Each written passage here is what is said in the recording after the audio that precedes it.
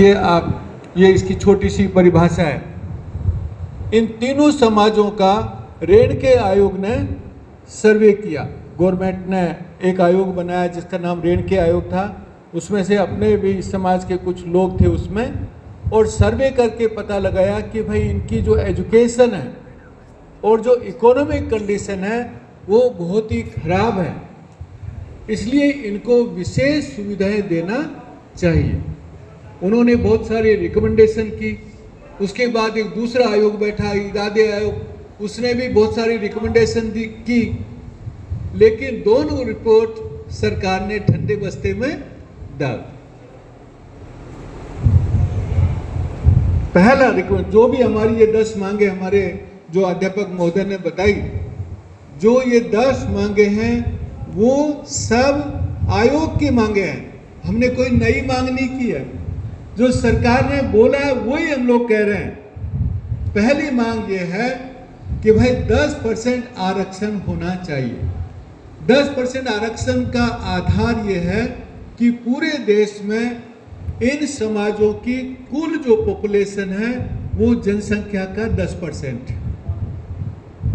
हमने ये अनुमान लगाया कि राजस्थान में घुमंतु जातियां ज्यादा हैं, क्योंकि हमारी भौगोलिक स्थिति ऐसी है, इसलिए 15% है। राजस्थान की कुल पॉपुलेशन 8.5 करोड़ है। यदि उसके हिसाब से 15% निकाला जाए तो 1,23,00,000 की पॉपुलेशन है। कितनी पॉपुलेशन है? 1,23,00,000।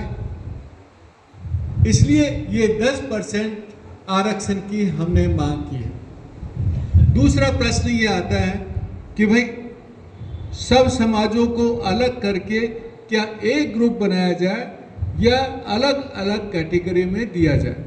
अभी सुप्रीम कोर्ट ने एक डिसीजन दिया है कि भाई रिजर्वेशन विद इन रिजर्वेशन, कहने का मतलब आरक्षण के भीतर आरक्षण।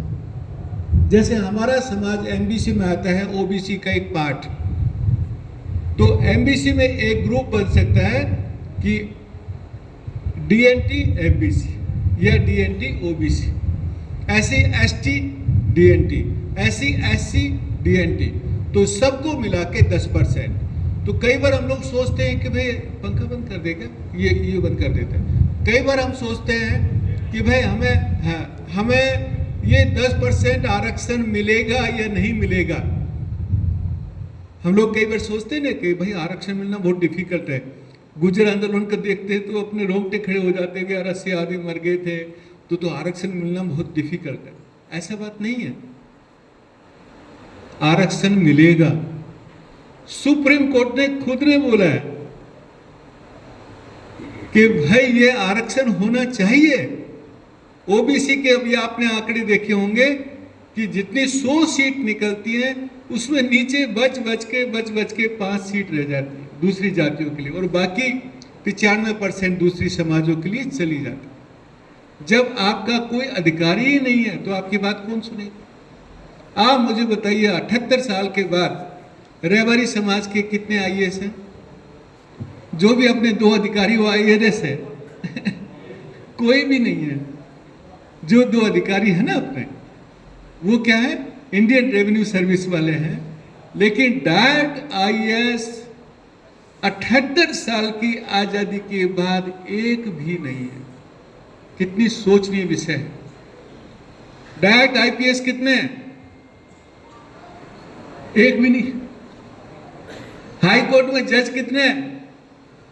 एक भी नहीं। आईएम में कितने बच्चों ने ग्रेजुएशन किया? एक भी नहीं। आईआईटी में कितने किया?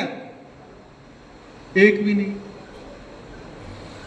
जो हम लोग ये प्रीमियर जो क्रीम पोजीशन है इंडिया में, आर्मी में कितने कर्नल हैं? एक भी नहीं।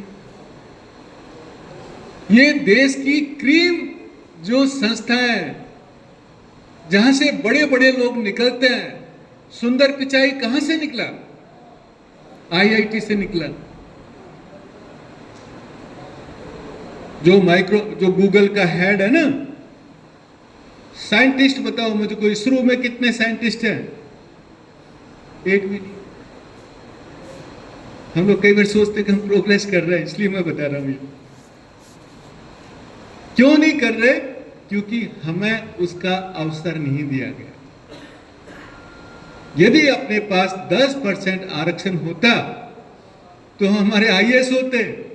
100 में से 10 आईएएस डीएनटी के होते ही नहीं होते। 10%, 100 में से 10 आईपीएस अपने होते कि नहीं होते। 10 आईआईटी में जो बच्चे 100 सेलेक्ट होते तो अपने 10 होते कि नहीं होते। 10 आईएम में होते कि नहीं होते। 10 साइंटिस्ट होते कि नहीं होते। और समाज कहां का कहां पहुंच जाता, पहुंचता ही नहीं पहुंचता। लेकिन आयोग ने भी लिखा है कि भाई इन समाजों को यह अधिकार अभी तक क्यों नहीं मिला। बहुत अच्छा आयोग में विवरण, मैंने दोनों रिपोर्ट पढ़ी, इसलिए मैं जो भी बात करता हूँ वो पूरा रिसर्च करके करता हूँ। आयोग ने भी बोला है कि भाई इनकी आवाज उठाने वाला कोई नहीं था, इनका कोई भी नेता नहीं था। नेता का मतलब यहां पर राष्ट्रीय नेता की, यहां पे कोई भी राष्ट्रीय ऐसा नेता नहीं था जो डीएनटी की आवाज उठा सके। कोई भी दूसरा समाज का नेता नहीं था जो बोले कि भाई इनको अधिकार दो। अंबेडकर नहीं होता तो एससी एसटी को भी अधिकार नहीं मिलते। इसलिए अपना डीएनटी का भी कोई नेता नहीं था, भाई ये घूमन तो जाती है, इनका भी कुछ करो, मुख्य धारा में लेके आओ। इसलिए आपको खुशी होगी इस बात, 78 साल के बाद पहली बार डीएनटी का आंदोलन हो रहा है और उसका लीडरशिप देवासी समाज को।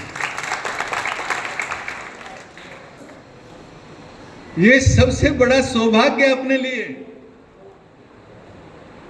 बाकी समाजों से हमने बात किया, बंजारा समाज से, बाकी अपना जो गाड़िया लुहार से, दूसरे जितने भी समाज थे, उन्होंने बोला सर हम आपके साथ हैं, हमें तो अपना आप एक छोटा भाई मानिए, बड़ा भाई हमारा रायका है। यदि रायका हम में से सबसे ठीक है, ठीक सिचुएशन है, इसलिए रायका लीडरशिप ले लेगा तो हम उसके पीछे पीछे चलेंगे और साथ में लड़ेंगे, इसलिए हमें अधिकार मिलेंगे। भाई पानी थोड़ी देर बात कर देना, थोड़ी देर फिर डिस्टर्बेंस हो जाएगा, है ना। तो साथियों मैं इसलिए बोल रहा हूं। दूसरी बात ये आती है सरकार झुकेगी या नहीं। हम लोग कई बार ऐसे डर जाते हैं ना, सरकार झुकेगी कि नहीं। सरकार झुकेगी। मैं आपको अभी के 2 दिन पहले का मैं उदाहरण दे सकता हूं कि सरकार कैसे झुकती है। सुमेरपुर की घटना 2 दिन पहले की है, 2 दिन पहले की है ना।